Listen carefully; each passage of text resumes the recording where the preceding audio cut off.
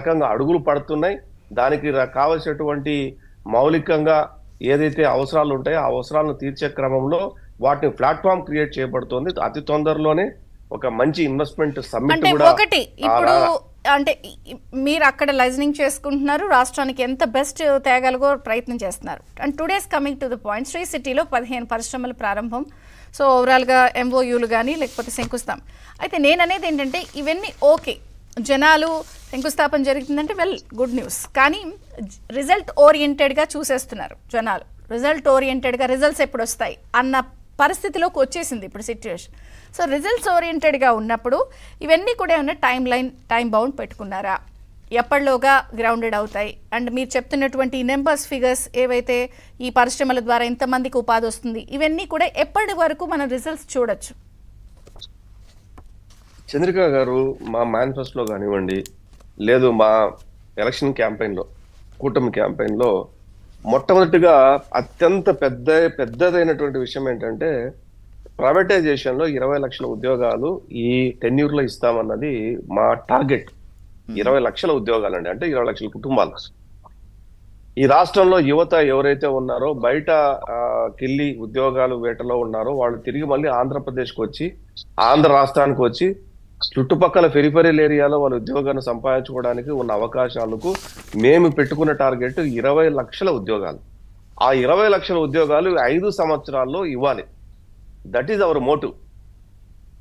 ఈ మోటివ్కి సంబంధించి టార్గెటెడ్, ఇయర్ బై టార్గెటెడ్ ఇవ్వాలి అంటే ఫస్ట్ పరిశ్రమలు రావాలి, గ్రౌండింగ్ అవ్వాలి, వాళ్ళకి పర్మిషన్ ఇచ్చిన తర్వాత గ్రౌండింగ్ అవ్వాలి, ఎగ్జిక్యూట్ అవ్వాలి, తర్వాత అది వర్క్లోకి రావాలి. వర్క్లోకి వచ్చే ముందే పారిశ్రామికరణ గల ఇంకోటి ఏదైనా కావచ్చు,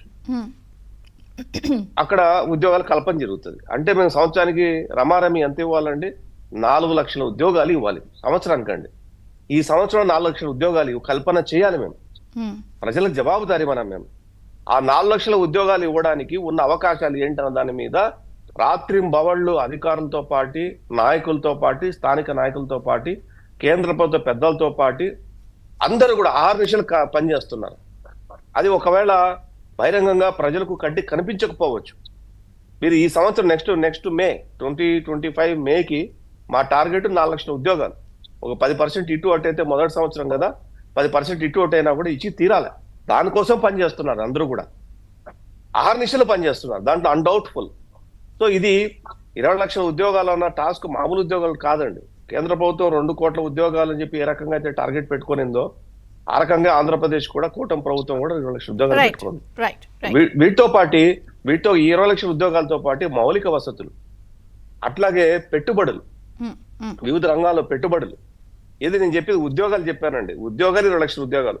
20 లక్షలు కాకుండా మీకు డైలీ ఏదైతే వేజెస్ ఉంటాయో ఆ డైలీ వేజెస్ సంబంధించి దాదాపు 20 నుంచి 25 లక్షల మందికి ఉద్యోగాల కల్పన జరగాలి అంటే, వాళ్ళకి రొటీన్ లైఫ్ నడవాలి అంటే, లైక్ భవన నిర్మాణ కార్మికులు కావచ్చు, రోడ్లు వేసేవాళ్ళు కావచ్చు అండి, పోర్ట్లు కట్టేవాళ్ళు కాటనివ్వండి, లేకపోతే ఏంటంటే హిడెన్ లో కనిపించేటువంటి ఇన్ఫ్రాలో డెవలప్ లో ఉన్నటువంటి కార్మికులు ఎవరైతే ఉంటారో వాళ్ళకి 20 నుంచి 25 లక్షల మందికి కంటిన్యూస్ గా ఈ 5 సంవత్సరాలు వర్క్ ఉండాలి.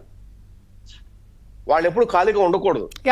అంటే ఒకవైపు మా టాస్క్ ఏంటంటే పర్మనెంట్ గా 20 లక్షల ఉద్యోగాలు, ఒక 20 లక్షల నుంచి 25 లక్షల మంది కంటిన్యూగా వాళ్ళకి ఏ రోజు మాకు పని లేదు, మేము ఈరోజు ఖాళీగా ఉన్నాం అన్నది ఒకటి అయితే. మూడోది ఏంటంటే వ్యవసాయంలో కూడా ఉపాధి హామీ పనులు వర్క్ను పెంచటం. అంటే ఎవరు ఖాళీగా ఉండద్దు, పని చేయాలి, వాళ్ళకు ఆర్థికంగా వాళ్ళు స్థిరపడాలా,